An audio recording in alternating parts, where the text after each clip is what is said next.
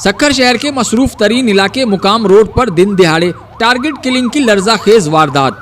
नामालूम मुसल्लह अफराद ने अंधाधुंध फायरिंग करके नौजवान को कत्ल कर दिया और बाआसानी फरार हो गए। फायरिंग के नतीजे में इलाके में खौफो हिरास फैल गया और भगदड़ मच गई। वाक़ये की इत्तला मिलते ही पुलिस जाए वकुआ पहुंच गई और लाश को अपनी तहवील में लेकर पोस्टमार्टम के लिए सिविल अस्पताल मुंतकिल कर दिया। जाए वकुआ से मिलने वाले दस्तावेज के मुताबिक मकतूल की शनाख्त मोहम्मद अली जमाली के नाम से हुई। पुलिस की इब्तदाई तौर पर वारदात को जाती और पुरानी दुश्मनी करार देकर वाक़ये में मुलव्विस मुल्ज़मान की गिरफ्तारी के लिए तहकीकात शुरू कर दी गई हैं। दी मिरर टीवी, पाकिस्तान।